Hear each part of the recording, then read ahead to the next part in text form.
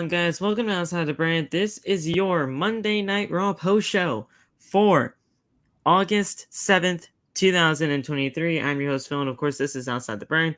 Thank you so much for joining us right here on your Monday nights, wherever you may be. Guys, this is the Monday Night Raw after SummerSlam. This was a pivotal Monday Night Raw for basically this was just a pivotal night for the WWE, especially on the Monday Night Raw side of things. We had a lot of questions that needed to be answered tonight. Some of those questions were answered, but this was a very, very good Monday Night Raw tonight. This was the best Raw all summer, period. I really enjoyed this show from top to bottom. We got a lot of questions answered, but still some questions left to be answered. Loft, my man, how are you feeling after Monday Night Raw tonight? I mean, it's still 3 hours, but this was an enjoyable 3 hours. I really did feel that way. Yeah, bro, that shit was cool to me. I mean, that oh was my goodness, he's got the do-rag. Yeah, I had to put this on. My freaking hair is killing me. But yeah, bro, that was the most interesting Raw I've seen in a very long time. A lot of questions I wanted answered got answered. Most of them, per se. I definitely wanted them to go further into what Bonnet. Sorry, Aiden. Yes, I know. My bad. I called it a goddamn. What'd you call it? I called it a do-rag. I didn't even hear him say that. That's crazy. I didn't even realize what I was saying in my head, but yeah, whatever. I didn't even hear. It's all good. But yeah, this is good. The only thing I wish they went further into is the whole thing with the women's tag titles, seeing that Sonya's hurt now. I wish they just went I'm pretty sure they don't have a solution. They're probably going to do a freaking tournament again. But random teams. Yeah, but of course, make sure hopefully Sonya gets back soon. Yes. But these that's titles, the most important thing here. I really don't care about the tag team titles. I just want Sonya back.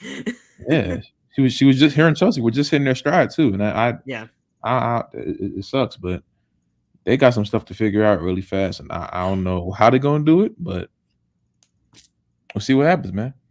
Look, at the end of the day, like we all were saying, I mean, everybody was talking about it as soon as the news broke out from TMZ, from the Russell Talk side of things. We just want Sonya back. So we are wishing her, obviously, the best in her speedy recovery when it comes to a torn ACL. I know exactly how that feels. I never had a torn ACL, but I definitely had some leg issues when it comes to that entire leg capsule. I mean, ACL, MCL, meniscus.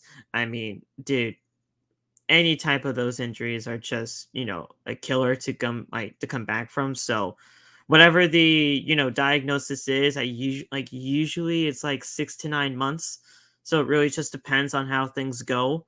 But with her having the surgery tomorrow, because she did come out on social media and did a video saying that she will have surgery tomorrow on Tuesday. So whenever that takes place, hopefully she gets back sooner rather than later and just gets back on track, because she's actually really good. WWE doesn't actually know what they have in her. They are missing her poorly when it comes to the actual in-ring talent. So hopefully she gets back on a stride and come back very soon.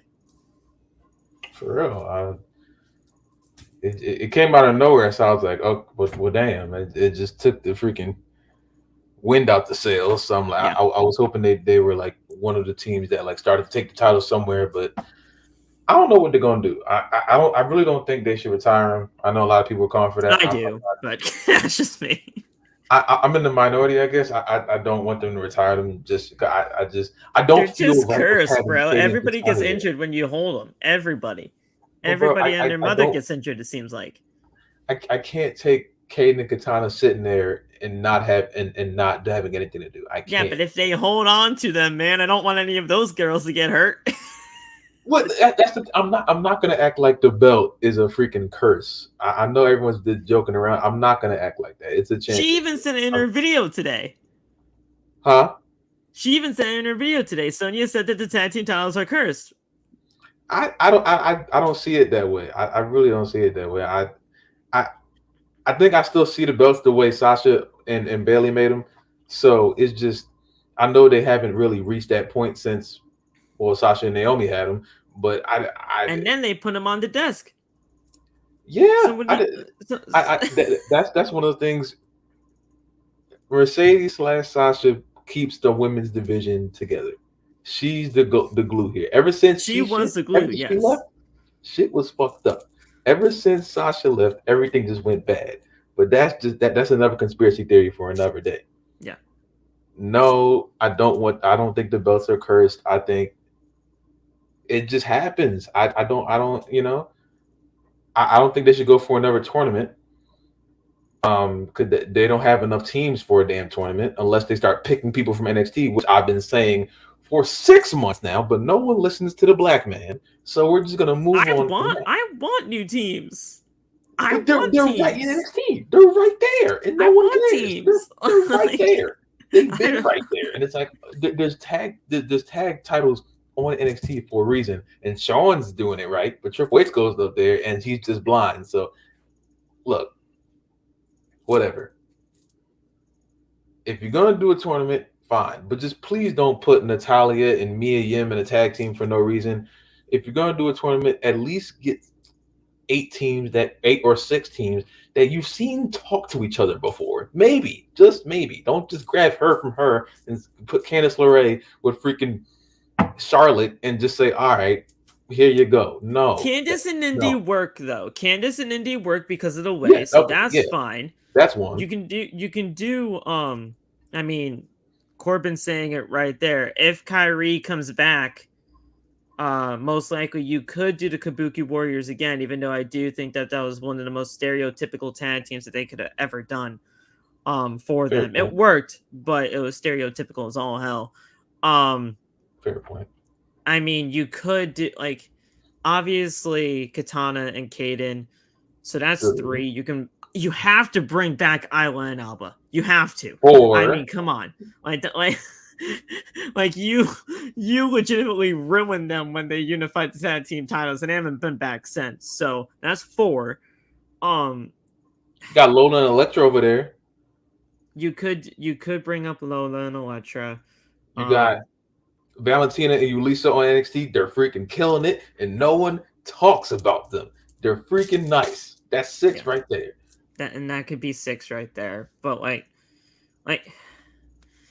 I don't know, man. Like do you guys know how I feel about the tag team titles? I personally think it would be a lot more beneficial to have singles championships in the women's division instead of tag team titles, because singles championships, at least you can give these women something else to fight for than being a women's world champion or an undisputed women's champion or whatever the fuck they call it on SmackDown.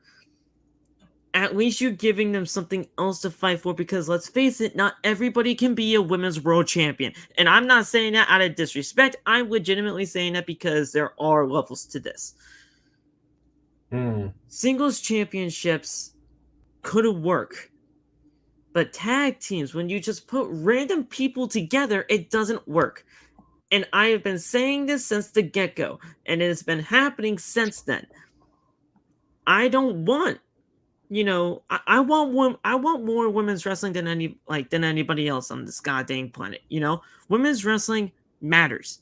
It doesn't seem like it matters to most of the companies here in the United States, but it does. It should. It matters to us, the fans. But at the end of the day, WWE, AEW, Impact Wrestling, whatever, they got to get their shit together. More WWE and AEW. Impact usually does their thing. NXT's doing a great job. And NXT, I mean, they're okay. Shawn Michaels has some kind of issues, whatever. But I just got to get into NXT a little bit more. But that's a me problem, not Sean. That's a me problem, not Sean. NXT hasn't missed with the women's division in like months now. Yeah, to me. No, and I know that. I mean, they had a great grudge match between Roxanne Perez and Blair Davenport. I mean, that was for no championship, and that ended up being a good thing for both for both of them, from what I know. Yeah. So, I mean, there's a lot of things that need to be worked out when it comes to the women's division on the main roster side of things. But WWE has the talent in order to get it done. That's what the issue is. And I heard Triple H, when somebody at the press conference, talk about the women's division. Somebody, I believe, I don't know what media outlet it was, but somebody who was a woman asked about the women's division outrage on social media as of late to Triple H. And Triple H said basically that he doesn't see any difference from promotions in the way that they treat their women compared to others.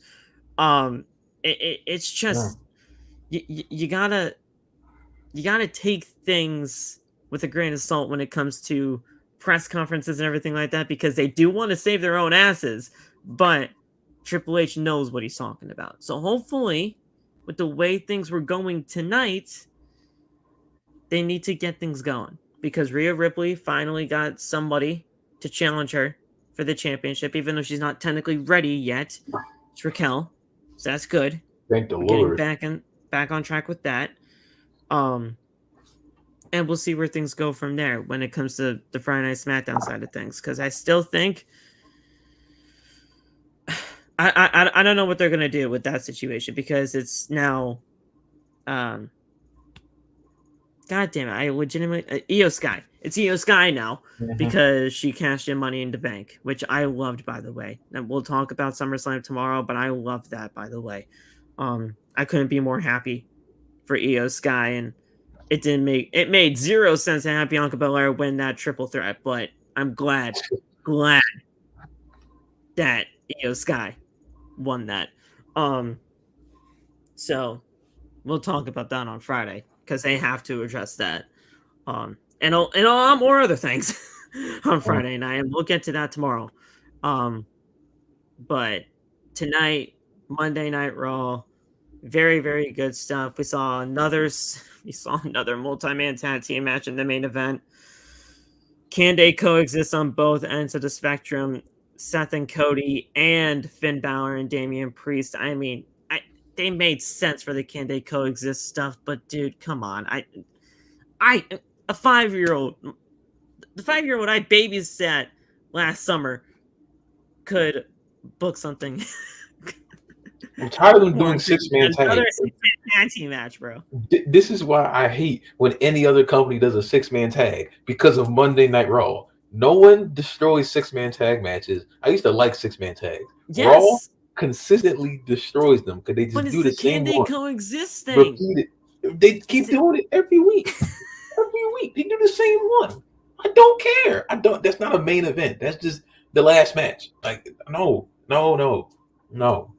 I mean, yes, the Can They Coexist didn't make sense on both sides of the spectrum of Cody and Seth having their issues and Damian and Finn having their issues from the World Heavyweight title match at SummerSlam. But, guys, Can They Coexist storylines never pan out. They never do. I was pissed at Cody. There's 3 of us. There's 3 of you. I'm like, oh my God, please. Come on, man. But I mean, it was what it was. We saw JD McDonough attack Sami Zayn, who was initially scheduled for the 6-man tag team match, and then we saw the brucitis on Sami Zayn's elbow. That can mean a lot of things. Okay, brucitis on elbows, especially elbows, because trust me, 4 surgeries on these bad boys. I mean, come on now. I've had some brucitis in my day when it comes to my elbows. That can mean a lot of things, okay? That can mean an actual injury for Sami Zayn, which would suck. That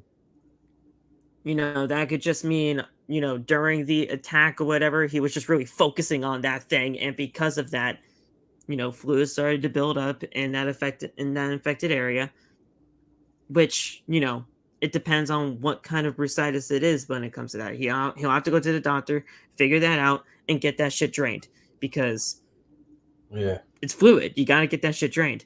But the last time we seen brucitis on an elbow, I don't know if you guys remember this, but it was back in 2013. Oh, yeah. You remember? Yeah, when Does Cena's anybody arm about to remember? fall No, off. the Cena one. Yeah. Mhm. So, and he had a torn triceps, and that was the reason for the brucitis. So I'm hoping it's not that. Yeah, dear God, please. But I mean, look, there's a lot of things that can happen when it comes to brucitis on the elbows. So just keep that in mind, and we'll see where things go. But if Sammy is legitimately injured, it looks like those tag team titles are going to be vacated, um, and I would hate that, but with Kevin having broken ribs and this brucitis spotted, it could be bad. It could be bad for the tag team titles. Yeah, they have enough team. They have enough tag teams for a tournament for those belts too. If you want to do, they have a lot of Yeah. tag teams, men's tag Yeah, teams. Though. and the new tag team came. Well, not a new tag team, but a tag team came back tonight in the New Day, which is fantastic, man. A lot of people when I posted the clip on TikTok, people were pissed. I was like, "Why are you mad?" I was like, "Why are you mad? This is Kofi Kingston coming back from injury." It's like, "Oh no, but this was the big return that was planned tonight. This is big for the tag team division. They were sorely missed. Like, what's wrong?" I wish y'all, well, not y'all, I'm saying y'all to outside of in a this. general sense, wrestling fans. Not y'all, but y'all. Stop thinking that they're gonna every time the word return comes out, Rock or Randy or Cena or something or is gonna Bray be even like is back. Like, no. Stop. Because I've learned in my day to stop putting expectations on Monday Night Raw. Just don't do it. The show was cool. It was the best show we've had in a little bit. You know what I'm saying? Without any expectations. Don't put the only thing gonna do is disappoint yourself. I was hyped when they came out. I didn't know they were there. I That loved was it. cool to me. You know, you guys saw my video when I reacted. I was hyped about it. Yeah, like what, bro? But it's cool. Like, look, it's a big win for the tag team division because at the end of the day, the New Day were sorely missed in this tag team division, and now they're back on Monday Night Raw. It still does kind of feel a little bit out of place without Big E, but I mean, Big E, if he comes back, it'll be a great day when that happens. And I say only if because we really don't know what's happening right now. I mean, people probably have talked to him or whatever, but we're still up in the air when it comes to him. Another thing that happened tonight on Monday Night Raw was Becky Lynch. She talked about, her match coming up with Stratus next week on Monday Night Raw. I know it's not a good thing whenever Becky Lynch comes out. Trish Stratus can come out on my TV anytime she wants. I would love that, but it is what it is. Zoe Stark came out. She basically called herself the fastest rising star in WWE history, which is certainly not the case, but Zoe, keep doing you, boo, I guess. And then Shayna Baszler came out saying, "Look, I could give a fuck what you two have to say. I kicked the crap out of Ronda Rousey, and if anybody has a problem with that, go have a problem with that with your mother or something like that." It's wild, but she's just here. She's kicking ass, and she kicked Zoe Stark's ass tonight. They had a one-on-one match. Good stuff there. Shayna Baszler getting a positive reaction, bro. That's all I could really ask for there. She did the good deed, and you've made her a mega face now because that crowd responded. She got rid of the Wicked Witch. The Wicked Witch is dead. Never come back. Never. The Wicked Witch. Shayna did what she was supposed to do. Good job, Shayna. You never were on my bad side, but you're like extra on my good side now because you ridded this division of that. Were you ever really a fan of Shayna?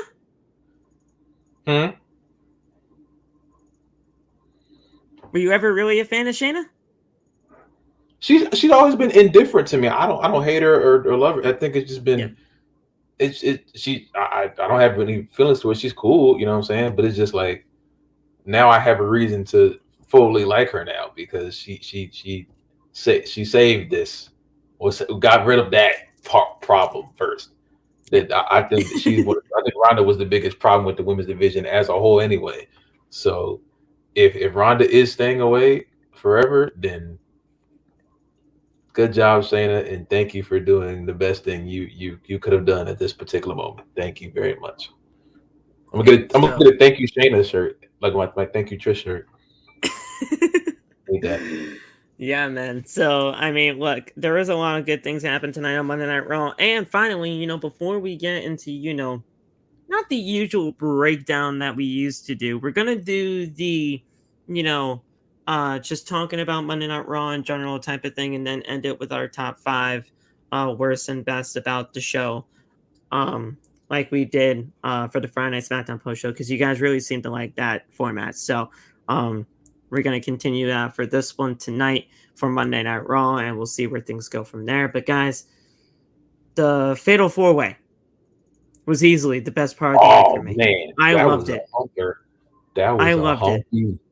The Fatal 4-Way for the number 1 contenderships IC title, to determine the number 1 contender for the IC title in Gunther, that had NXT Black and Gold written all over it. And I know Black and Gold don't exist anymore, but guys, come on. When you have Tommaso Ciampa, Riddle, Gable, and Ricky and Ricochet, you guys can't just not think Black and Gold when you think of those 4 people. So, that was easily the best part of the night for me. And I know that, that was the first matchup of the show tonight, but I loved every single thing about it, because these 4 and a lot more others that are in the back should be the people that are showcased when it comes to this IC title division. These 4 are legitimately like the standard bearers of like what this IC title really could represent. And I feel like Triple H really wanted to show that tonight, and that's why they did a Fatal 4-Way to determine the IC title number 1 contender. This was great. Yeah, man. Only thing I had a problem with this is Riddle wearing that nut ass thong. And I saw his whole booty tattoo the entire match. I need to see that. He got. I don't know why he won't go back to the short. He looks better with the shorts on. He can't wear them coochie cutters no more. I don't like that. He look crazy out there. He look like he make one move and Riddle's pillow gonna pop out. I want to see that. So that's too much Raw for me. That's too much Raw. I don't think I want to see that. So he been wilding for a while now. Riddle been doing a lot of crazy shit. So I want my Raw without seeing Riddle's pillow on the goddamn television, sir. So just go back to your shorts. Wow. I think Riddle's pillow. Nice. Like long pants. If Riddle start wearing like long pants, like Finn wears, oh man, he might like actual tights and everything like that. Yeah. Because like he was showing like little spurts of like serious, you know what I'm saying? But like he comes out and it's just he looks goofy to me. So hopefully they're in the process of like making him serious again, or just making him focused. All the other shit was cool. Chad Gable's amazing. Thank you. He's him and Gunther. I know everyone's like Sheamus for Gunther to be the one. I would love it if it's Sheamus, but right now I'm really pulling for Chad Gable to do this. That's what I'm saying, man. I'm pulling for Chad Gable to do this. I would love it if it was Sheamus, but dude, it's Gable's time. Like that would be a man. And he already has enough support from the fans already. We all know this, but imagine the pop that happens if he truly does beat him. Now, I don't think he's gonna beat him at Payback, because Payback would literally be like 2 days away from the record. Gunther's gonna get the record. He'll beat whoever he faces at Payback, but after he gets that record, it's gotta be Chad Gable. I'm on board. I am on board. If he makes Gunther tap out, I'll freaking jump off my couch. That would be ridiculous. I don't think it'll. Well, wait, I don't know how you would do it. Because would it be believable for him to get pinned, or would it be believable for him to tap out? I don't know. do either one. It doesn't matter. If you can get Gable, you have something with Gable. If you can get him to like What's the word I'm looking for? Um, Correct me I if can't I'm think of wrong. I didn't see their first match. I didn't see like their first like 5 minute stint. Was he able Oh, to do the O'Connor roll to him? I don't, The I don't O'Connor roll think German so. that he I'm not does? sure. I'm not sure. Because I know Gunther. I'm not, I obviously Gunther won the match, but I don't know if he, in his little flurry that he had, if he was able to get that I don't. um I can't O'Connor roll. remember. He might have. I really don't. Oh, he did. Oh, I forgot. Yeah, he probably did. Yeah, He did. Okay. yeah. Okay. He was So there.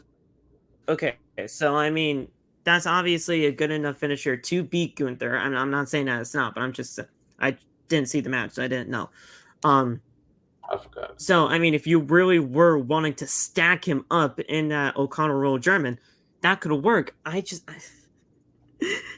A lot of people are like, I got a lot of comments tonight when I said that Gable has to be the one to do it. A lot of people are saying that considering that Gunther smashed Drew and Sheamus in the past, it would be a little bit unbelievable for him to win the championship. But I don't like believability. Crazy. That I hate the whole unbelievable thing in professional wrestling because Rey Mysterio has beaten the Big Show before. Like Rey Mysterio has gone in there with the Undertaker. I mean, like, look, I hate just using Rey Mysterio, but I'm using it for the size purpose. It's not like it's not really that unbelievable when you see somebody like Gunther and somebody of the wrestling ability as Gable. No, The unbelievable factor is just not worth If it you anymore. if you find a way to get Chad Gable to channel that inner perk angle, do you know what's on that roster now? You've created a Yeah. freaking monster. If he can just I mean, and nobody's ever gonna be the next Kurt Angle, but yes, I know your point. what, what what they're trying to do with Gable Stevenson, they had with they Chad have Gable. He's they been there. have in Gable. He's been right there the entire. They've been picking the wrong Gable for like 4 years now, and I don't know what they're And it's doing. going to be very hard for Gable Stevenson to get over on the main roster. With a quick Google search, you guys will figure it out. But They were booing him at the Baron Corbin match. They, they they were were booing chanting it. "Thank you, Corbin" after Yeah, their fight. Like he when will have they a got double uphill counted battle. out. I don't It's know going to how be you a think very the hard NXT time. crowd love you. Having the It's going to be NXT a crowd very hate hard is time for crazy. him to get over.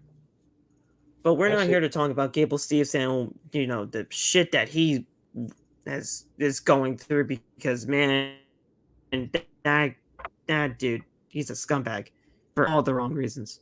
Um, and Bro's like I wild. said, guys, if you don't know, quick Google search, you know what it is. Um, but yeah, guys, we're gonna talk about Monday Night Raw tonight in a general sense. I mean, I do kind of want to go things in order, but I do like we'll just talk about it in the general sense of everything because um, we just won't go over exactly what fucking happens, all the time. Um, But yeah, guys, like the video if you haven't already. Turn on the bell for all notifications. Subscribe to the channel, and go get the merch. Teespring is the official home of OTB and its merchandise. Go get mine and Loud's merch down there in the description below as well. Go use the affiliate link for WWEshop.com. It's my personal link, but anything that I get when it comes to commission goes right back to the channel so that you guys can get more stuff like this. And thank you to our sponsor, and SeatGeek, an official application you can get on your phone or on the interwebs, where you guys can go get tickets for basically anything that your heart desires. You want to go to a wrestling event near you, you got that. You want to go to a, I know baseball season's almost done and over with, but you want to go to a game, go get that. You want to go to the NFL, football season's just around the corner, guys. Go get that. And yeah, just use the code OTB to check out when you do, because if you do, you're going to save $20 off your first purchase. So definitely use that. It's a win-win, not only for you, but it's win-win for us because you're helping OTB and you're saving yourself some money. And we all know money is tight nowadays. So Go use that code OTB. Go use SeatGeek. We appreciate you guys. Sponsored by what kind is that, man? What kind is that? Is that Simply Made? Yeah. Yeah, Simply Made lemonade. Yeah, sponsored, not sponsored. Wish that would be great. But thank you, Siki, for being a part of our family. We love being a part of your family, so thank you, SeatGeek, for being today's sponsor right here on OTB. We opened up Monday Night Raw with the with the Cody Roadster, Mr. Cody Rhodes. He dismantled Brock Lesnar at SummerSlam, and those are Michael Cole's words, not mine. Dismantled is a bit of a stretch, Michael, but you know it is okay because you're Michael Cole, and I love you because you're Michael Cole. First of all, I have to say this before we get into Cody Rhodes and what he did with Seth Rollins. Before the Judgment Day came out, Wade Barrett and Michael Cole easily of a better commentary team than Corey Graves and Kevin Patrick. Dog. This was a much needed change. That's my number one thing on the damn list. That commentary team, it felt like I was watching SmackDown, but just like not off of obviously what we see, but just the energy of those two felt so much better than Kevin Patrick just saying "oh" and Corey Graves trying his hardest to drag him around for 3 hours. That yes. I don't know how Friday's gonna go. Friday, I'm still not sure. Friday we got Corey Graves, Michael Cole, and Kevin Patrick. So hopefully Kevin Patrick has that minimum role, but it's still gonna be Michael Cole and Corey Graves, which is still good though, because Michael Cole and Corey are great. So hopefully Kevin Patrick just stays the fuck quiet. He's gonna be doing what Byron used to do, just sit there and like make sounds. Just stay quiet, Kevin, and everything's gonna be all right. Oh dear God. They could put Samantha Irvin back there. I just don't want Kevin Patrick on commentary. Kevin Patrick on commentary, but bring back Byron for commentary? No, he was just as bad. Hey, no. Byron was not. Listen, bad. I'm not saying that because I'm not. Listen, y'all are gonna say that because y'all are gonna say it's because of the race issue. It's not because of the race.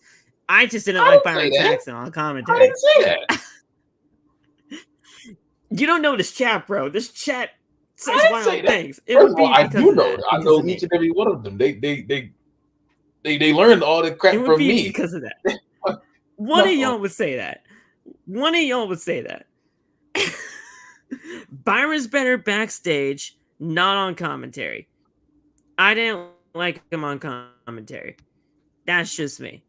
Whatever. That's cool. If you liked him on commentary, that's you. But hopefully, he still has that minimalized role like Byron did. Because if anything, I hope Corey Graves will actually buck up and say, "Shut the hell up, Kevin." Because he did that to Byron all those years. Why can't he say that to Kevin? Byron was being weird and being scared of Corey for some reason.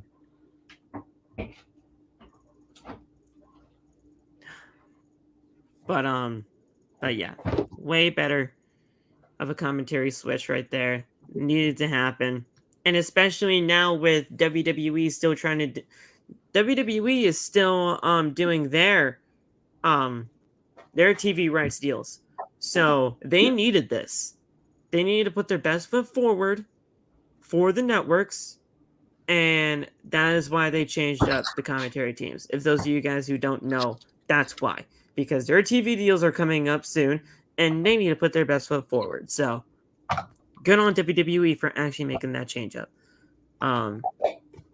But, you know, Cody Rhodes comes out here and says, "What do you guys want to talk about after the two woes?" We get two woes now. Well, I don't know if you know this, but we get two woes now in Cody's entrance. Because, you know, it's WWE sing-along, and we love doing the woes. So, two woes every night now. I love Kingdom, so I mean I don't have a problem with it, but I love the woes.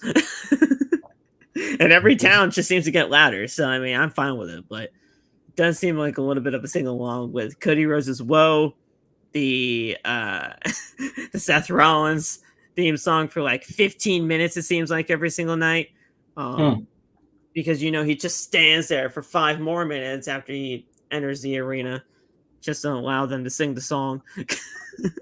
Yeah. But I mean, hey, WWE sing along.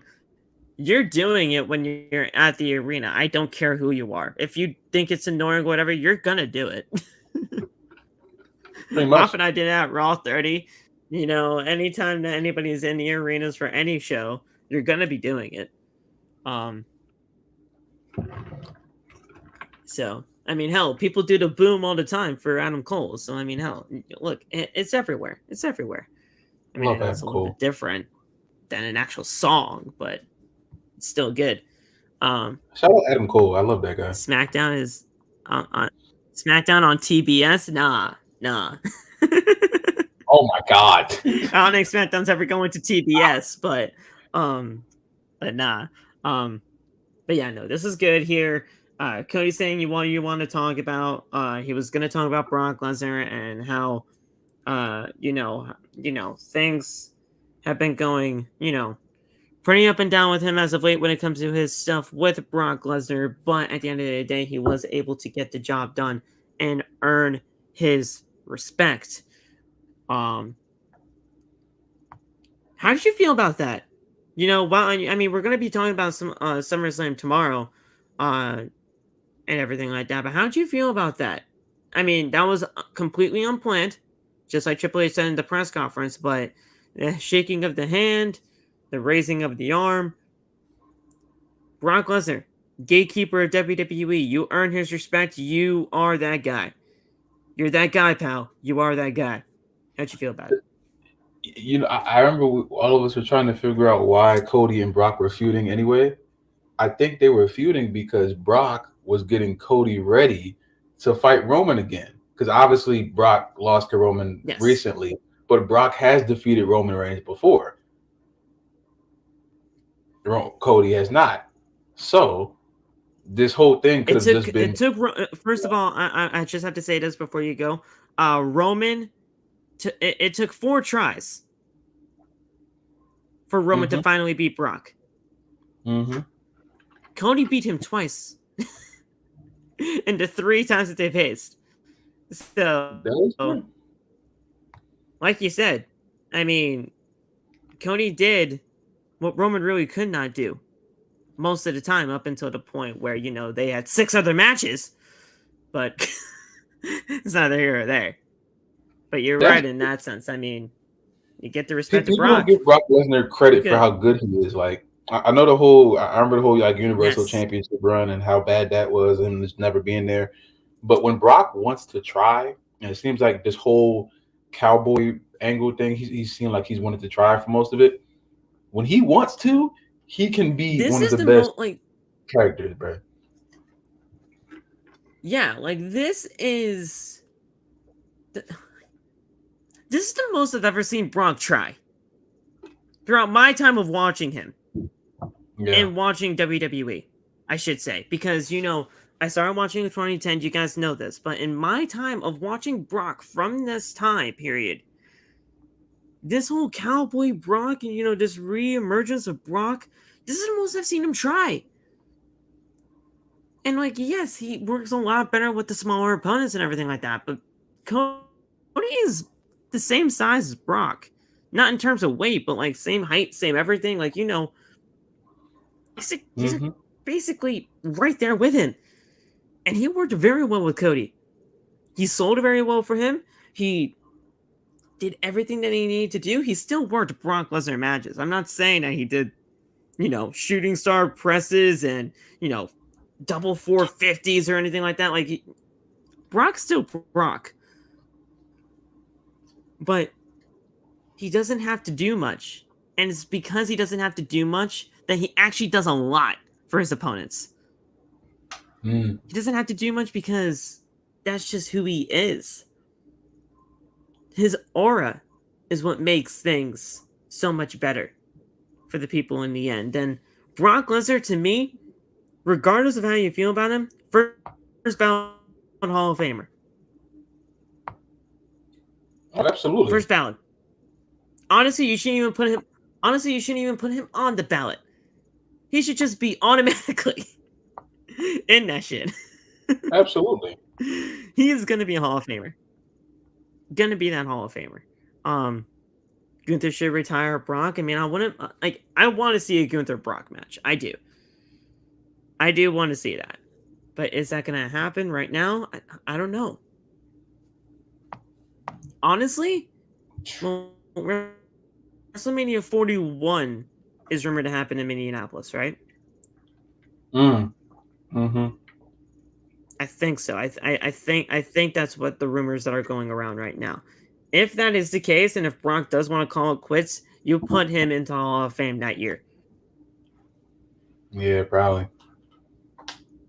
You put him into the Hall of Fame that year. So yeah, I think that's gonna be so I think that'll be great. But yeah, definitely a Gunther Brock match is definitely something I do want to see.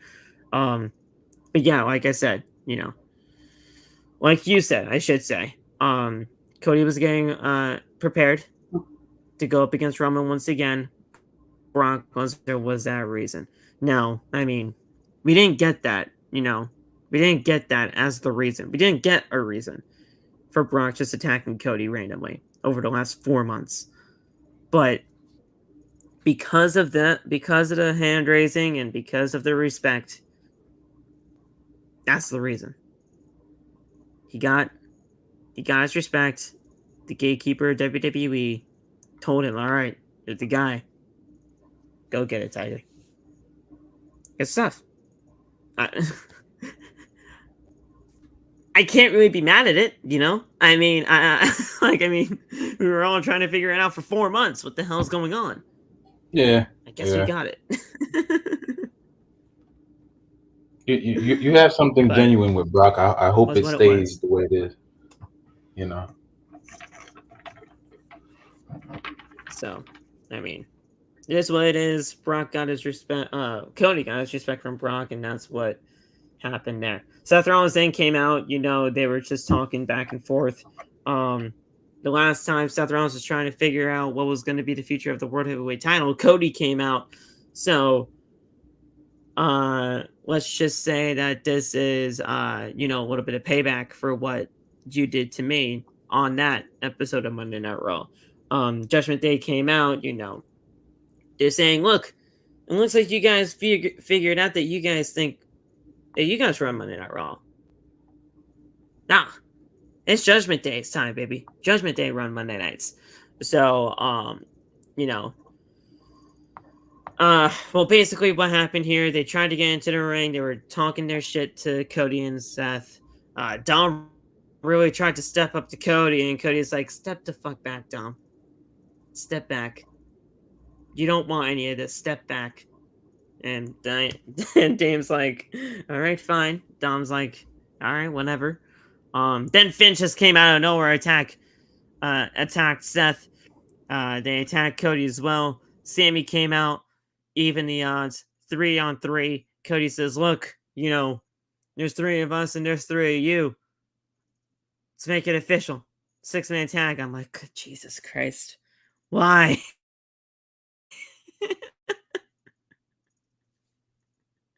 I was like, dude, why? Why do you do that? That's not right. You can't do that. But they did, and that was the main event. Until Sammy got hurt. And it was Shinsuke. But it was what it was. I feel like Finn should have won at SummerSlam. Oh yeah, Finn definitely should have won at SummerSlam. We're gonna talk about SummerSlam tomorrow. But yeah. Finn definitely should have won. Fatal 4-Way came up next, and guys, this was fantastic. I mean, we all know that we don't really need to be talking about this all too often. All that you need to know is that Chad Gable is the best. He should be the one to dethrone Gunther for the Intercontinental Championship. Good to go. Fantastic Fatal 4-Way, black and gold all over the place. This was fantastic. We talked about it earlier on the show, but man, this was great. That's all you really need to say. I mean, I don't know what else to say other than, all these 4 guys are great. All these 4 guys should definitely be a part of the Intercontinental Championship scene. But Gable getting the win in his hometown, which is usually something that WWE does not do, was the best decision ever made. Gable, great stuff. Loved it. It does not hurt Matt Riddle. It does not hurt Ciampa or Ricochet in any way. Good stuff there. Gable is the #1 contender for the IC title. Went to go take a shit. I don't think Love went to go to the bathroom. He's right here. Josh thinks every time I leave the camera, I just go straight to the bathroom, and he's weird, so I ignore him. I'm over here trying to put the bowl in the sink. He's just nah.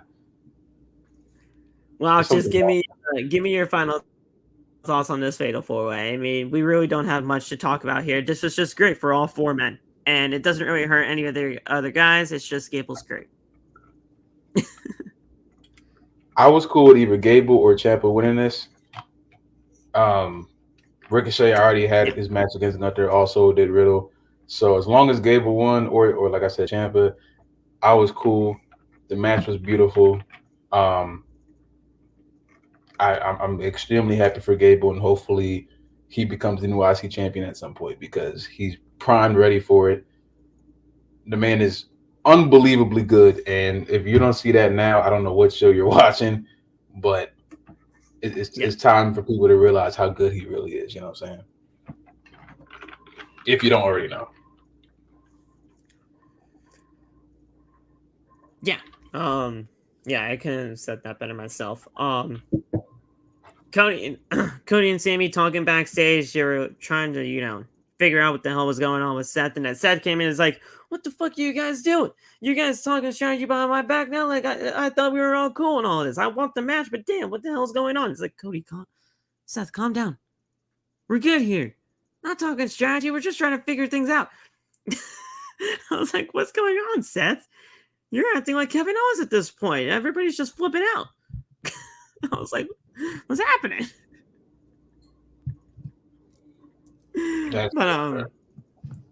But Sammy's like, look, I know there's history, but Jesus Christ, everybody's been doing with the Judgment Day. We don't need to do this anymore. Let's kick their asses tonight and have a good time. Okay? We're cool? They said they were cool, but they weren't cool.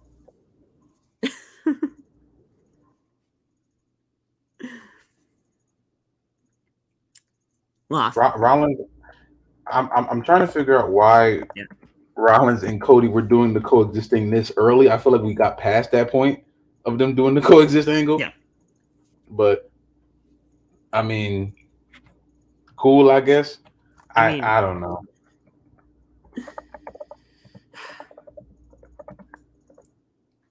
Hey, Love, guess who Shinsuke faced tonight?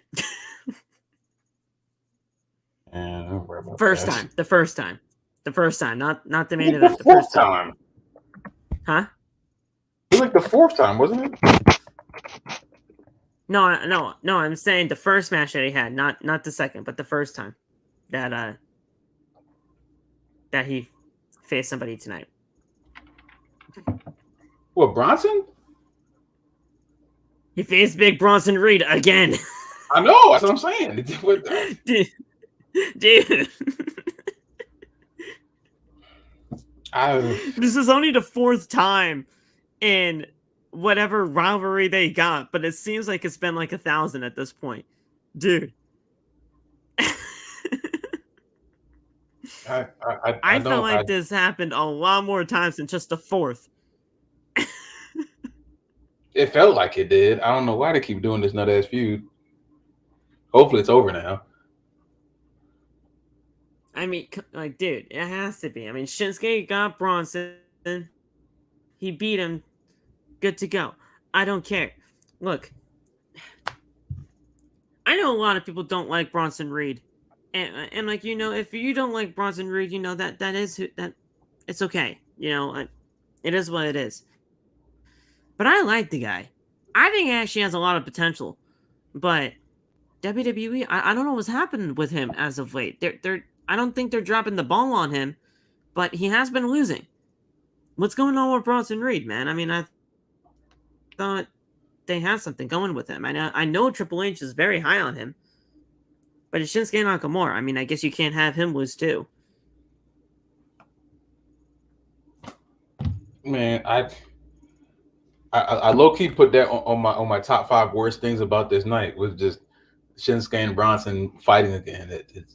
It's starting to give me the feeling of Austin Theory and Bob again, but I hope to God it's over now. So fuck.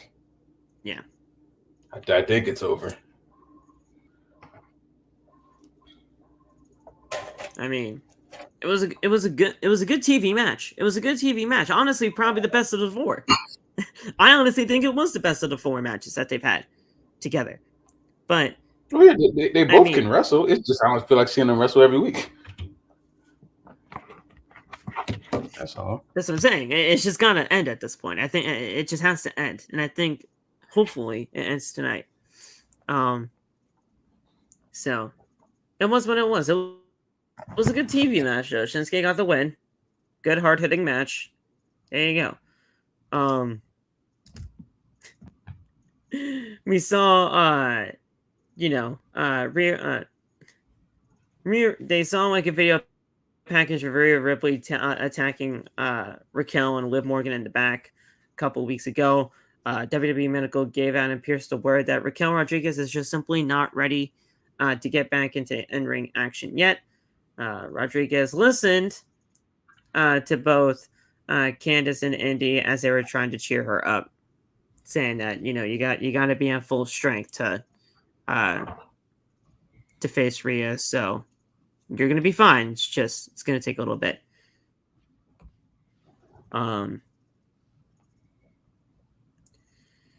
Becky made her way to the ring, but then we got to commercial break, so I was like, okay, thank God.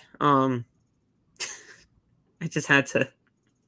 I had to prepare myself before Becky Lynch promo, dude. I'm sorry. It just has to happen. She's boring as all hell. Maxine Dupree talking on the phone. Ludovic Kaiser trying to talk up Maxine Dupree and joining Imperium. Dude, no.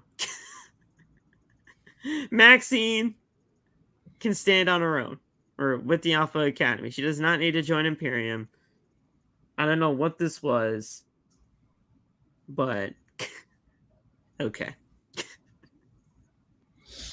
Ludovic Kaiser. Shit's goofy, bro. But Otis standing up for his girl, though. I like that. See, you gotta stand up for your girl at all times. Because if you don't, that was the most words he said in years. It's gonna be your fault. It's gonna be your fault in the end if you don't stand up for your girl. So Otis standing up for your girl, good job. Finally, shit. Becky Lynch talked. I'm not gonna lie. I went to go make food during this promo, so I really don't know what was said. But I mean, I'm pretty sure she talked about Trish and how she's facing her next week. She was making lemonade on SummerSlam Saturday because her match got quote unquote cut because she was making lemonade with the lemons that were dealt. Apparently, those were the words in her Instagram post. I don't know. It was weird. She's not only weird on the mic in WWE programming, but she's weird on Instagram too. I don't know. Making lemonade is kind of wild on a Saturday night, and it was like 9:00 at night too. I was like, "What are you doing?" But she addressed the the Trish Stratus situation. Zoe Starr came out, called herself the fastest rising star in WWE. Not the case. Then Shayna came out. She was like, "Hey, look, I defeated Ronda, so respect me, or I'm just gonna have to kick one of your asses here tonight." And Becky's like, "Hey, that's a good idea. But not for me. I think Zoe Starks wants to fight. So how about you two fight it out tonight? Pierce, get on out here, make it official. Pierce is like, yeah, that's a great idea, Beck. It's official. So get a ref out here. It's like, okay. Becky can make matches nowadays, guys. I'm sorry, but Becky Lynch is, I guess, is a producer, and she can just make matches. So, yeah. Is that a Wii controller? Laf's gonna play the Wii on stream. That is a Wii. Oh wait, no, that's a charger. Not It a looks Wii. like a It's a Wii fucking- controller. It looks like a Wii controller from back there. Just have a Wii here, yeah. I thought I saw the wrist strap, dude. I thought I saw the wrist strap. I was like, Oh, that's no. a Wii controller. Kinda Not fuck my weed. Wii. WII. Not. Okay, Aiden. That you can do that on your own time. This No, man Phil don't is do that on blind. your own time. I'm not blind. It looked like a Wii controller. Don't tell the children to do that on their own time, Phil. What is wrong? Why? Why would you do that? Wii. Yes, WII. The Wii. Not weed.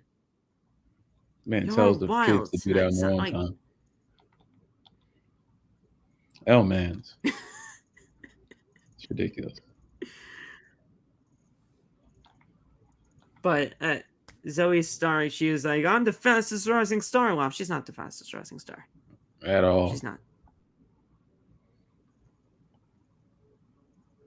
She's not. But Shayna got like probably one of the biggest pops that she's ever had on the main roster, at least tonight. So I mean, this is cool. But Becky Lynch just made the match because apparently she's like a producer or something now.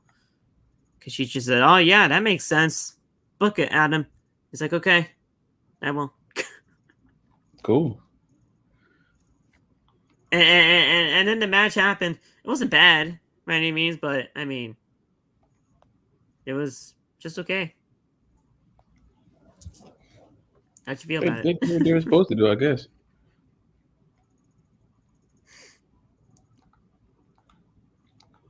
We even won this. Not mad at it. I wasn't even really looking at the screen. Okay, Shayna Baszler won. Thank God. Okay, good. Yeah.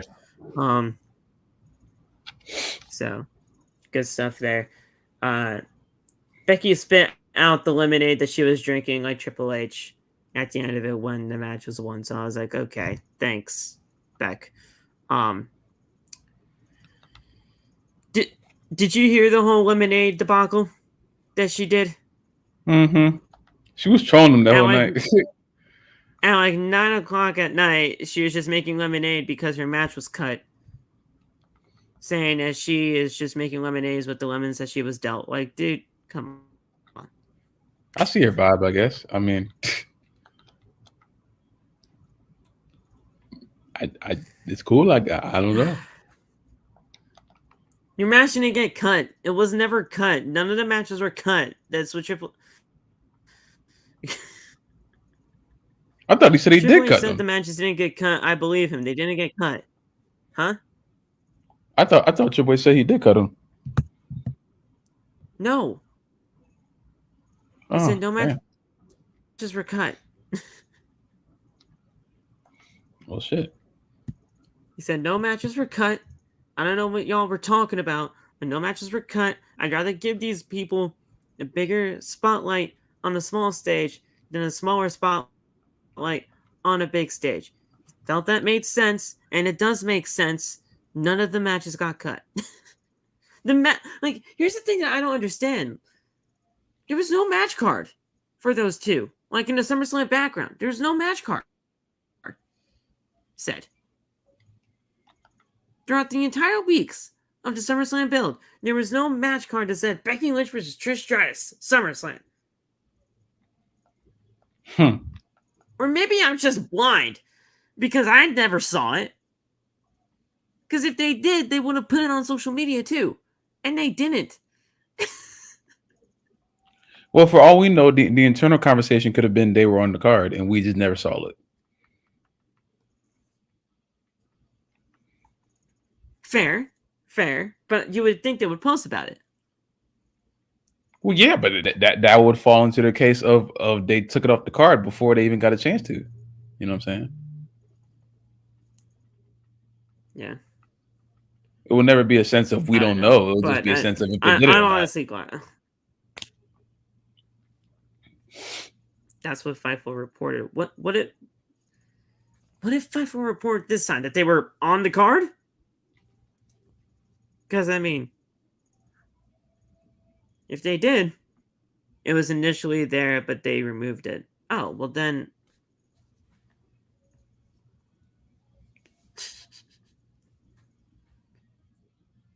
I don't know. Well, I don't know then. But Triple H said at the press conference that it didn't get cut.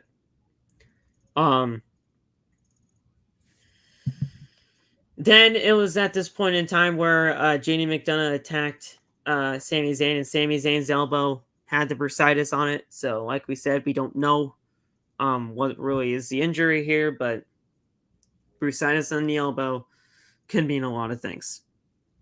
We just hope Sami Zayn is legitimately not hurt. Good to go there. At least I really hope so, because that would suck. Yeah. Otis versus Ludwig Kaiser. This is okay. Ludwig won. Good for him. Which, I mean, he won. He did a thing. He kicked Otis in the face for the win. So I guess a kick to the face is his finisher. I don't really know Ludwig's finisher. And even, I thought it was like some all kind I of know DDT him for thing. is the Imperium Bomb. I thought He he kicked did him in like the some face double for the under win DDT. this time. Maybe he does. Some kind of DDT. I don't know. But he kicked him in the face this time for the win. So I don't know anymore. But, I mean, he won. Good for him, I guess. At least they're putting these two, Ludwig and Giovanni, in winning predicaments now. It wasn't that quick, Aiden. It wasn't, but I mean, we're not trying to, go over like 2.5 hours this show. So, it was what it was.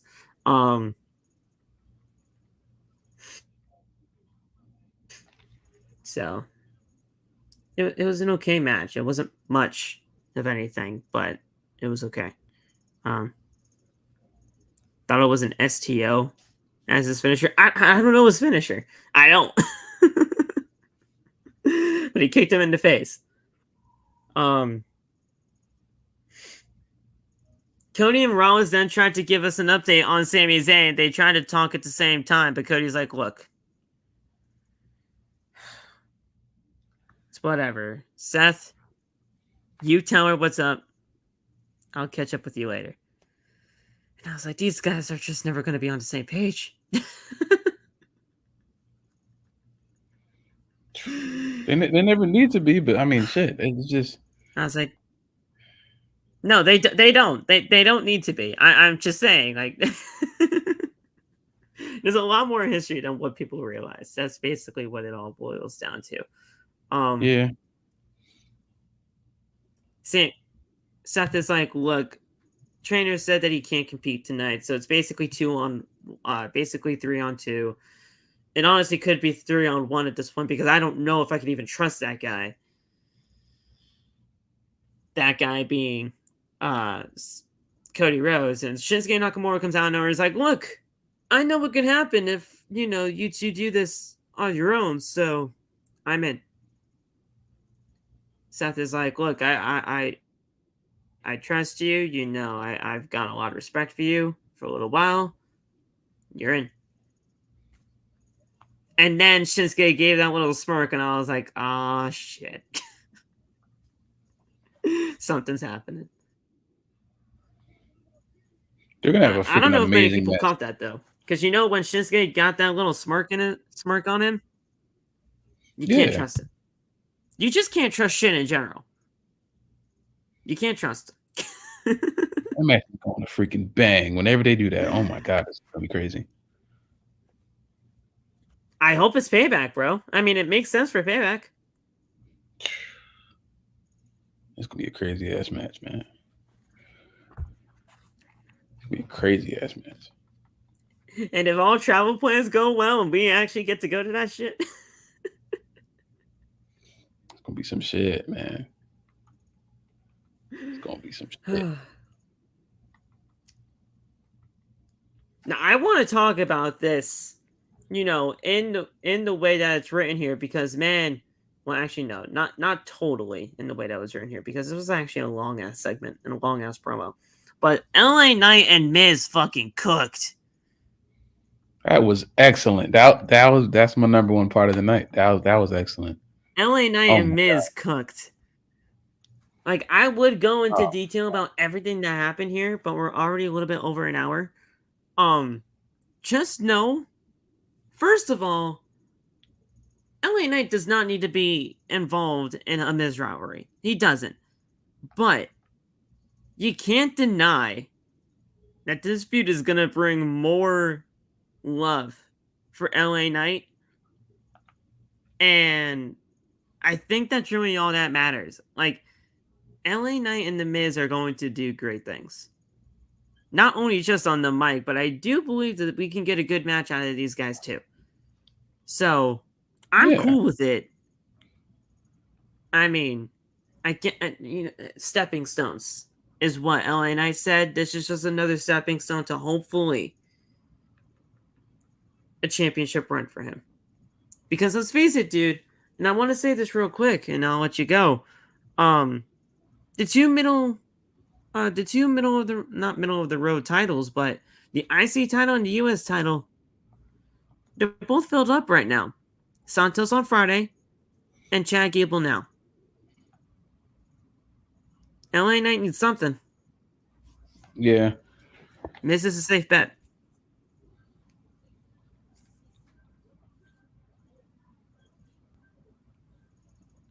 Yeah, that shit, man. That promo was excellent. I don't know why LA Knight was on SmackDown, but be that as it may. On Raw? On Raw, yeah. I'm not sure why he was there, but he was there, and they made the best out of it. So I mean, I don't know if this is going to lead to a match. I wouldn't be angry if they just left this alone, but they're probably going to have this lead to a 4 or 5 match feud, maybe. I guess it seems like they like stretching these feuds out for like 4 or 5 matches for some reason. Yeah. But as long as Knight comes out of it as the winner, I'm cool. Yeah. Everything else, I'm cool. This is what he needs. I'm cool. Yeah. And Corbin, the draft hasn't mattered since week 2. I mean, if anybody thinks that the draft matters nowadays, it's it hasn't for quite some time. So, I mean, and I know people are going to start running with this. I mean, hell, we were shocked when he showed up at Raw 30. Oh yeah, I know people are going to start running with this since Miz said it. And when LA Knight first got to the ring, he had the Stone Cold mannerisms down to the walk to the turnbuckle. It's all there. Everything is there. You can call him an attitude era like imitator or whatever you want to call him. It takes a certain level of good. You have to be a certain level of like talented to be able to pull that off well. You know what I'm saying? Because a lot of people can go in there and imitate what was going on in the Attitude Era, but won't be able to do it right. LA Knight is doing it well, and he's getting a crowd reaction. And as weird as this feud probably will be against The Miz, anytime when they put you in the feud with The Miz, they're kind of preparing you for something. They usually put people up there with Miz when they're gonna do something with him, you know. So it's Miz, Baron Corbin, and Dolph Ziggler. Those are usually the 3 guys that like you're going to be put in there with, and you're going to succeed. Like, because those guys are very safe and they know what they are doing. They have something absolutely rare in LA Knight, and they cannot let that go.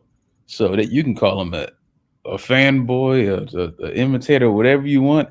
The one thing you can't call them is trash, and that's my point. If you go out there and you're doing this week in and week out, and you're the number one merch seller, and you're getting pops louder every week, you have no championship, no blood feud. You're just out there doing what you do every week, and go out there and put a 10-star promo. What else do you want from a superstar? Yeah. What else could you possibly want? It's right there. Everything is right there. Like, you can't ignore this. You can't ignore this anymore. It's there. Like, it's right there in front of your face. If you are looking at this and you're just trying to ignore it, you're just not a good booker. You're not a good promoter. Strike when the iron is hot, and the iron's hot right now. And that is what I hope they're doing. And, you know, when you're feuding with The Miz, it may be a generic-ass feud, but it works because The Miz is that good. And, guys, the whole Attitude Era fanboy, or, you know, the Rock imitation, or the Stone Cold impressions, or whatever people say about LA Knight. And I don't even know who first started that. Who started that? Was that like Kevin Nash? It was Bischoff. It was Nash. It was Nash. It was Kevin goddamn Nash. If Kevin Nash didn't say that, I don't think anybody else would have been saying this. That's my big homie. If it wasn't for Kevin Nash, none of these comparisons would have happened. But like, here's the thing, dude. Who hasn't imitated things from the past? Who hasn't? Nothing's original nowadays. You can't really make things original nowadays, because most of this stuff is imitated. You can't, like, what's wrong with calling something back? What's wrong with the callback? Nash was full of shit anyway, because he said that LA Knight wasn't over in any other company, which that was just a complete lie. Complete lie. So NWA. He was full of shit anyway. NWA. Eli Drake at one point was very, very over in Impact. Like, what are you talking about, Greg? Like, look, at the end of the day, like, the imitation is the sincerest form of flattery. But, like, look, nothing's really all that original anymore. Calling back to something isn't always bad. You guys, and I'm not talking to you guys specifically, I'm just saying the fans in general, we can't ignore this anymore, and people love LA Knight. Yeah. So just, it is what it is. But this was great. This was surprisingly really, really good. And I loved it. I mean, honestly, this was the best stuff that Miz has done in quite some time, too. So it worked on both ends of the spectrum. Yeah, bro. That's like, seriously. I mean, because Miz hasn't been doing a lot of good stuff as of late, but this put him back on track. when Miz is one of those people too. When he gets riled up, he's really there. Good here. When Miz gets riled up, he's there. Yeah, he doesn't get riled up much, but when you get him there, just look at Talking Smack and Daniel Bryan. Look at Talking Smack and Daniel Bryan. That was peak. Absolutely. Then the Stinky Viking Raiders came out. Oh, boo. They said that they had an open challenge. Good for them. New Day. It's New Day rocks. This was cool. This was cool. I just love seeing Kofi back and Xavier Woods back too. New Day won. I was just very happy. I was a happy boy. New Day was sorely missed, and they're great for the tag team division. I freaking love them. I would put the towels back on them. I really would. You would? Cause now I can go back and saying, I can go back into my New Day is better than the Usos tech, because the Usos no longer exist as a tag team. So now I can go back to saying what I was saying before. So I listen. That was cool with me. New Day's back, and the Usos are broken up for the time being, and New Day's #1 again. Yeah, no, I love the New Day. This was great, and Kofi looked great upon his return from injury. So, that's great for him. And Xavier, he was fine. From what I know, he was fine. They just kept him off TV because they didn't really, I guess, want to put him just randomly out there to either lose or just, do whatever solo-wise. So they just said, hey, we'll keep you. So that's cool. It was what it was, but they looked great tonight against the Viking Raiders, and New Day won because they rock. Easy money.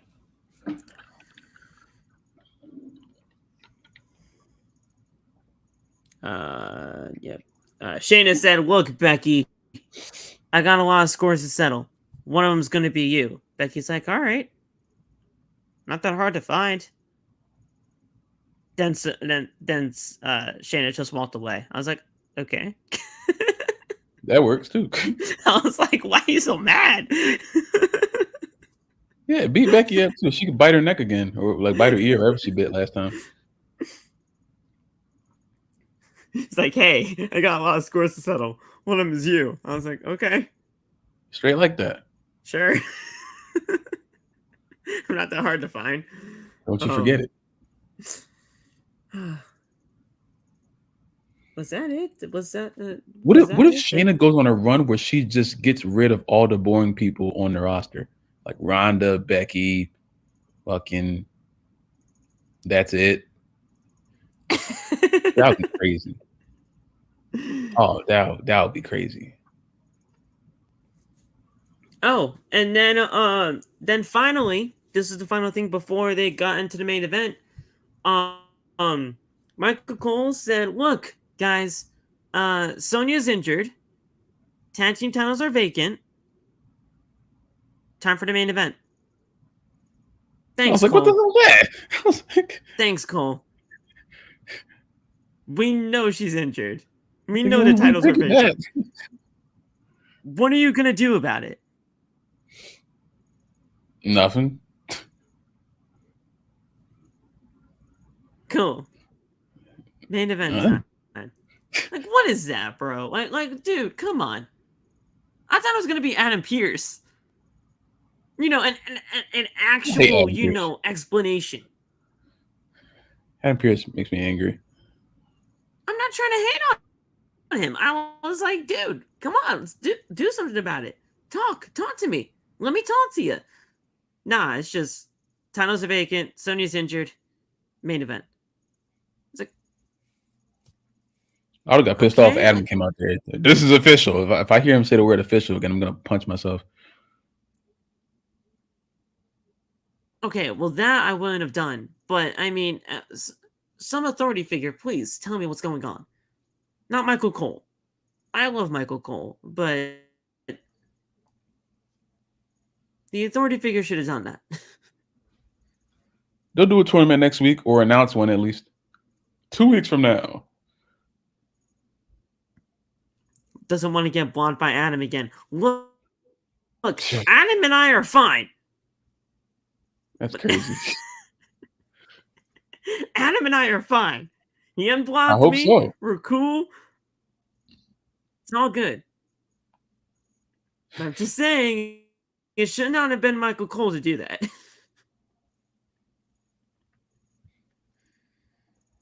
Kurt Angle was the best Raw GM, hands down. How do you feel about that? Kurt Angle, the best Raw GM? My pick was AJ Lee, but first of all, it does depend on when you started watching. It does depend on when you started watching. So yeah, it is what it is. But AJ did better in 2012. I ain't gonna cap. I mean, let's be real. let's be real, Josh. Kurt Angle was the GM when a 7-year-old was the tag team champion with Braun Strowman. I mean, I don't know if you can really call that the best thing ever. AJ I mean, Nicholas Lee is had a a suit GOAT, on. and he will be. Nicholas is a GOAT, and he will be a Hall of Famer. But that was during the Kurt Angle era. AJ Lee had a suit on. We can't just skip over that. AJ Most Lee authority figures do. She had a suit on. No, but it was different because she's delicious and she had a suit on. That should be documented. I respect the hell out of Nicholas, man. I respect the hell out of Nicholas, but he was a 7-year-old tag team champion and had to vacate the title due to school. He's gonna come back one day. He's gonna come back, actually. I know he will be. I know he'll come back. Right where you left off. He's just like Brody Lee Jr., bro. He's just like Brody Lee Jr. When he comes back at the age of 18 and shows up on Monday Night Raw and has that little like eye to eye with Braun Strowman, that's gonna be great. Oh man, that's gonna be it right there. I hate John Mick Foley. John Cone is gonna walk up with him too, his father, and he's gonna be like, "Hey, you remember this guy?" He's like, "Yeah, of course I do." God. Braun's gonna be like, "Who the fuck are you?" He's like, "Dude, I'm Nicholas." He's like, "No shot." Gotta be kidding me.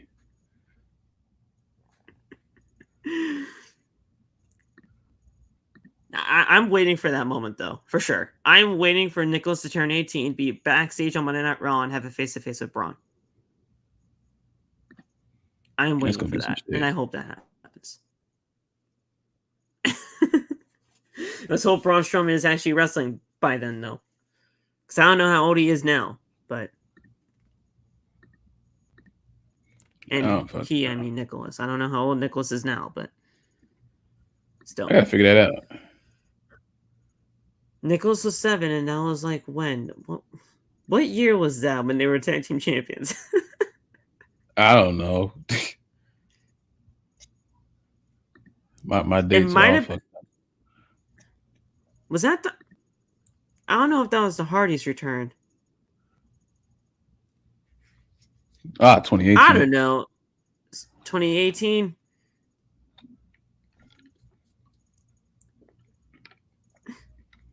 It's like he's only 12 now, if anything. So that's crazy. What? We still got a long... If he was 7 in 2018, it's only been 5 years. Shit.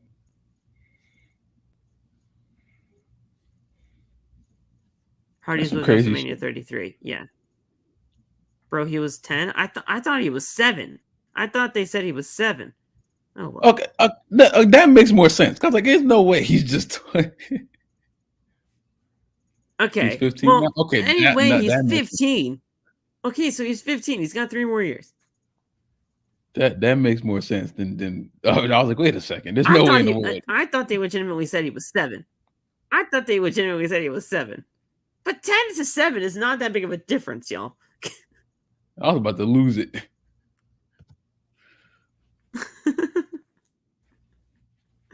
Main event time. This was, it's if you've seen 6-man tag team matches, you've seen them all before.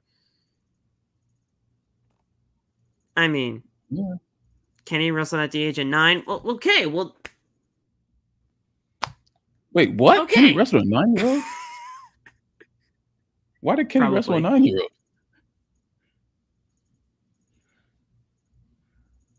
Why did he do that? You know, Kenny actually wrestled a blow-up doll too, right? Yes. Okay. Just making sure. Something wrong with that dude. But if you've seen 6-man tag team matches, guys, you've seen them all before. Nothing really all that new. Especially Judgment Day 6-man tag team matches, bro.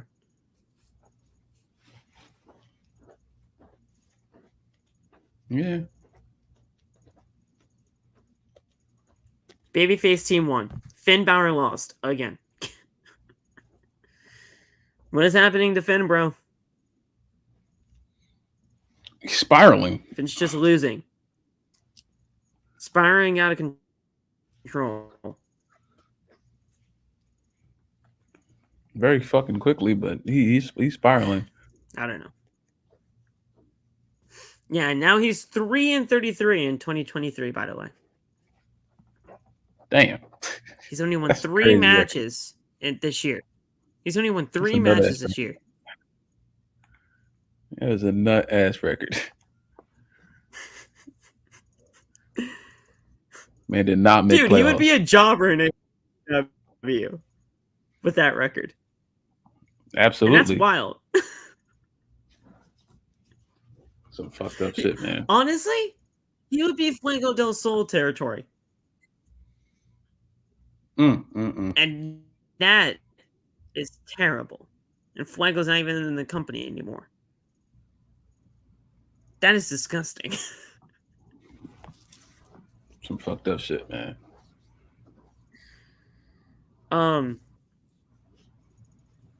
Bro didn't even make the... Oh, he definitely didn't make the playoffs. Dude, you're out of the playoffs. I don't even think if you won from here on out, I don't think you could come back. Even make the wild card. That's why records don't matter in the WWE. So he can just win the world title like in the next month, and it won't matter. Just fuck that shit. Yeah, he's entering Serpentico territory too. Chaos Theory. Which is he should have won on Saturday, man. I'm trying to tell you. Huh? He should have won on Saturday. Serpentico? No, fucking Finn. I was saying Serpentico territory. Not And then Serpentico. you said should have won on Saturday. I was like, he was on Collision? No, not goddamn Serpentico. But yeah, no, Finn definitely should have won on Friday or Saturday. Damian ruins everything, Corbin. Everything good. Damian Priest is the reason why it's not there anymore. Dude, he was winning. Finn was winning. Of course he the Judgment was. Day came out and introduced themselves into the business of Finn. Stay away.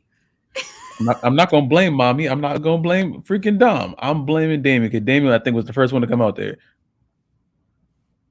Yes, but so did Mommy and Dom. Like, well, they only came out because because Damian came came into Finn out. Balor's business, and it was not their business. They only came out because Damian came out. So if Damian stayed in the back, everything would have been fine. They wanted to be idiots and just help them. It's not their business. God. Hope Dom loses tomorrow. God damn it. And Dave McDonough, who showed up tonight finally, said that this briefcase is literally tearing you guys apart. So get rid of it. Yeah, and then JD's Damian's doing like, a good job. Who the hell does this guy think he is? This guy is not Judgment Day. And Rhea's like, you're right. He's not Judgment Day. Let him go. Yes, he is. But he will be. He's more Judgment Day than Damian is. He will be Judgment Day. He's more Judgment Day than Damian is, man. He will be Judgment Day, and it'll happen soon. Punk ass Damian Priest. But guys, we're going to get into our top 5 for Monday night tonight. Look at me spitting bars. Woo!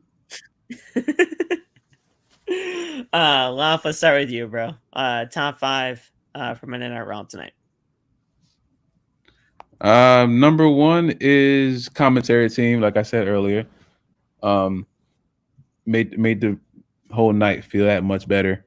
Michael Cole and Wade, they do a great job on SmackDown and did a great job tonight on Raw. They made me want to watch the show. Instead of just making sound effects like Kevin Patrick does every week and just killing me. Fatal 4-Way, excellent. And a great winner. Great match, great winner. Great way to start off the night. You're putting Ricochet at a high point. You're putting Gable at a high point. You're putting Ciampa at a high point. Who was in there? It was Shinsuke, right? Yeah, Shinsuke. You put him at a high. Wait, what? No, it's Riddle. Riddle. I'm tripping. Shinsuke, You're putting Riddle, Riddle. Yeah, Ciampa, and Gable. yeah. You're putting Riddle at a high point. Riddle to take off them damn Daisy Dukes you got on. I don't want to see your balls when you're wrestling, sir. And we can get to it. Get to a better point. You know. Gable and Gunther feud. Yes, 1,000 times over. Gable can beat Gunther, and I think he's going to end up beating him at some point. I'm not sure when, but I think he's going to. Where am I at? Oh, for LA Knight and Miz feud, the promo was excellent. They really don't have to have a match in my head. I would just watch them yell at each other for multiple weeks because anytime LA Knight gets a mic in his hand, I'm excited. So I'm listening to him talk at that point. And like I said, once Miz gets riled up, he's on. So I'm with that. I would love a segment of LA Knight trying to spit Riz, trying to Riz up fucking Maurice, trying to spit game at Maurice. I think that would be the funniest thing ever. If I turn on Raw and Knight's trying to Riz up fucking Maurice, I would probably never stop talking about it. And put Maurice back on television, Triple H. The fuck are you doing? You putting Matt Riddle on TV. Put Maurice back on the damn television. That's what I need to see. That's what I need to see. You're wilding right now. Call Maurice on the phone. Pay her. I don't care how much money she want. Put her on the screen. Anytime Miz is there, I want Maurice there. Thank you. Pay her handsomely, please. That's what I'm saying. And the last thing is really just a singular handshake to Ricochet. I want him to be a featured superstar. I want him to be having 15 to 20-minute matches on Raw every week so people don't forget how good he is. He is a promo or two away from being like a headliner, but if people see how good he is in the ring, it's kind of going to turn into something like Brock and Bobby. Brock and Bobby aren't the best at promos at all, but their in-ring work makes up for it. And Ricochet can do things that 99% of that roster cannot do. So you go out there and you make the best out of what you can. You do what Becky was doing, making lemonade. You know what I'm saying? And just please just feature that man on more. I don't care who you put him in the ring with. Just do it because that man is good. And I'm tired of him being a jobber. He's had a rough few years. You know what I'm saying? So yeah, he deserves a lot better. And hopefully this the start of that on Raw. You know what I'm saying? He's had a rough 5 years on the main roster. For real. He's had a rough 5 years. Josh, you're a freaky frog. You need to take a cold shower. Dude, and Corbin, no, Josh is not onto something. He's a freak. He's not. He's on something, all right. Just wash. Oh yeah, he might be onto something, but he's not onto something. Wash. Wash. You guys are crazy as always. Wash. But yeah, no. Great top 5. Look, I don't care. Spam the L Hill. L Phil for hating. No, I'm not hating. You're just a freak. Wash. You're a freaky frog. It doesn't work when you. It doesn't say when you, who are Josh, type in wash, man. You can't W yourself. That's not how it works. I be doing it all the time. We're like, waff, man. Waff, Wamus. You can think you're a W, but I mean, it's other people that think you're a W too. Wash. But wash is hilarious, though.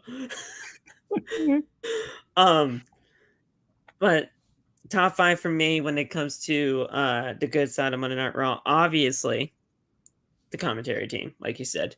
Fatal 4-way with the Gable push. I put those two together because I mean Gable winning was just the best thing involved.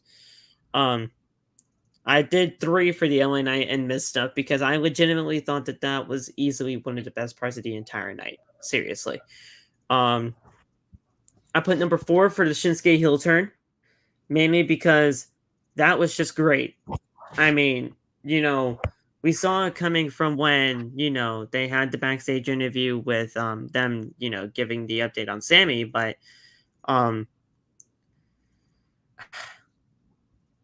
at first I really didn't think that Shinsuke needed a heel turn.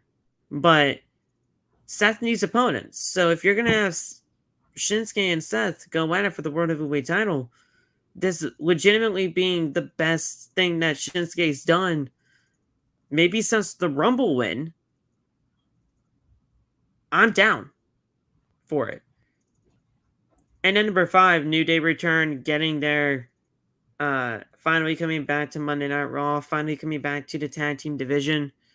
Desperately needed. They were sorely missed. Good stuff there. Glad New Day's back. And they're spamming Wash still. I freaking forgot one. That freaking brawl with Rhea and Candice and Indy and Raquel was freaking awesome. That was great. Yes, that was good. That was very good. That would be my number 6 if we did top 6, but we're doing 5. But yeah, that was great. It was hilarious. But yeah, that was really, really good. There were some bad things about the show. I mean, maybe not a lot, but what did you have for bad? No Maurice. If you really had anything for bad. Okay. Number 1 is no Maurice. Number 2, the ropes are still not red. Are these legitimately in your top 5 words? Yes. Press the yeah. Yeah. My 5 are going to be like most likely the same every week until they change them. I'm not going to go back on that. No stage change, no ropes change. Yeah, exactly. They won't change another ass theme song. I don't want to hear greatness. Yeah, it feels like I don't want to hear that shit. Yeah, greatness. That feels like greatness. Turn that off. Having Adam Pearce on my screen. Look, guys. That is true. That's also bad too. He's terrible. I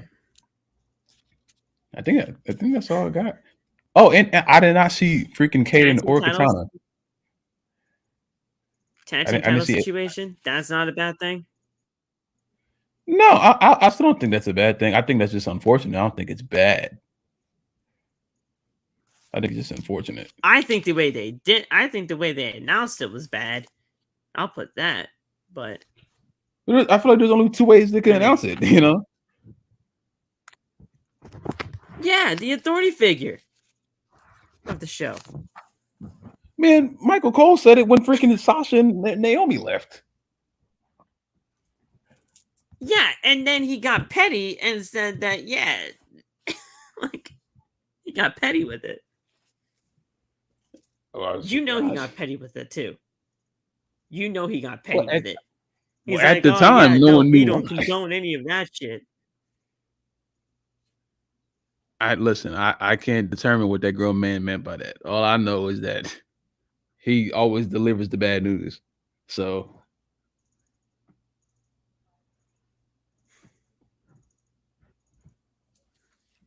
anytime there's bad news afoot, it's him doing it.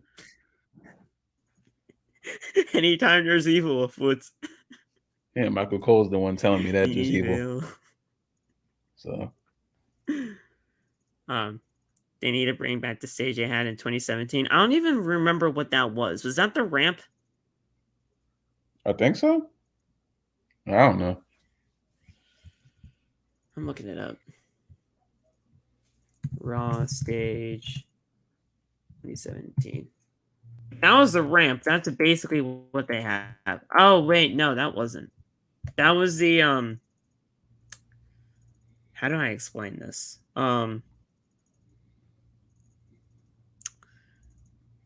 I mean, this was kind of generic, too. I don't even know how to say it. Yeah, I'll send you a picture of it. No, I don't remember.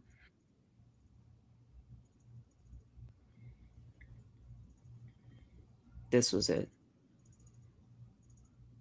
Save here and send. Okay.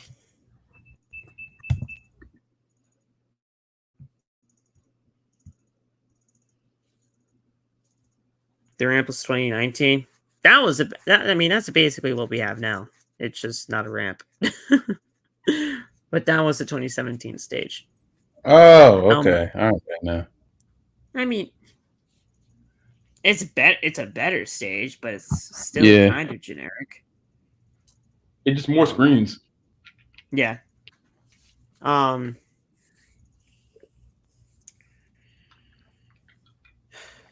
don't know, but they need to do something with the stage. They need to do something with the ropes. And see, in 2017, the ropes were red. Yeah, man. It's fucking stupid. And in 2017, the commentary table was on the stage. I never was a big fan of that. I liked it at some points, but I do like the commentary team being at ringside more. That other space, like where the commentary used to be, it looked like weird with nothing there. It's just barricade. It looked stupid. Change the goddamn ropes. Hashtag change the ropes. Hashtag change the stage too, guys. There you go. Thanks, Josh. The late 2019 stage? I don't even remember that one. 2019. When I look up 2019 stage, it's the ramp. But I didn't like the ramp. You didn't like the ramp? I mean, it was cool when Kevin Owens jumped off it, like, when he was like basically skateboarding. But oh yeah. I mean, it's the ramp. It's basically what we got now. It's just not a ramp. Yeah, it's just a big screen.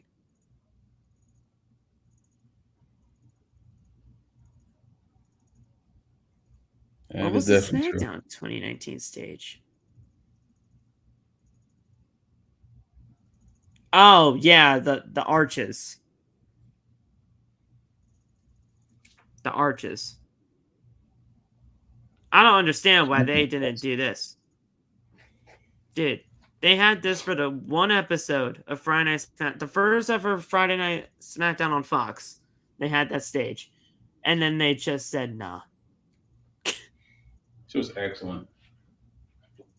And then they just changed it to this. Just a big screen. I'm like, dude, why? Well, actually, no. I remember why. And it was all because, honestly, it was one of the Revival guys. I think it was Dax. He tripped over one of the arches, making their entrance. And yeah. That's crazy. He tripped over one of the arches, making their entrance. And I guess they said, we might not. I don't think we should do this now. That's crazy. So, I mean, I guess that's why they changed it. But,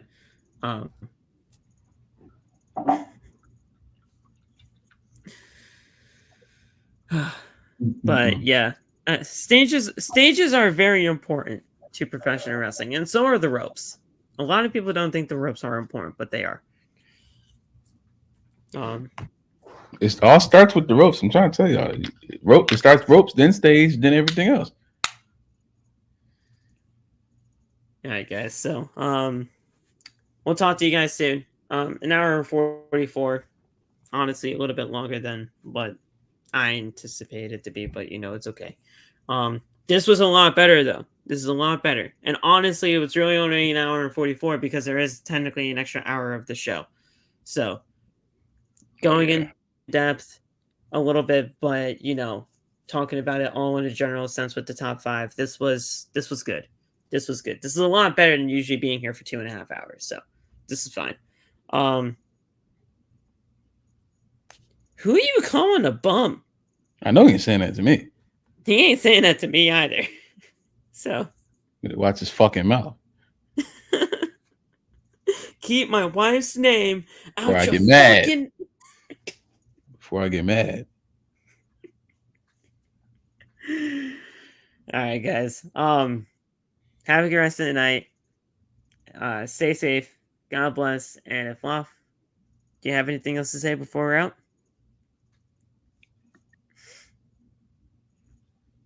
I finished my official album cover. The album is called It's Always Something, and it's coming out in November. I got multiple Wrestle Talkers for features. We're probably going to end up recording more music videos and shit when everyone's here for WrestleMania. And I'll give out more information as time goes on. But yeah, we back. Josh is a freaky frog again, and we are going to get the hell out of here. If you didn't see it, Love, good for you. Yeah. He saw it. Okay. Thank you guys so much for all the love and support on the channel as of late. We will see you guys tomorrow. We're gonna talk SummerSlam. Honestly, in a general sense, considering it would be 3 days after the fact, but you know, it is what it is. WWE needs to stop going into the next day with these shows. And maybe, just maybe, if they ever do that, we would do an actual live post show. But it's probably never gonna happen. Thank you guys. We love you. Stay safe. God bless. And we'll talk to you tomorrow, right after NXT. Peace.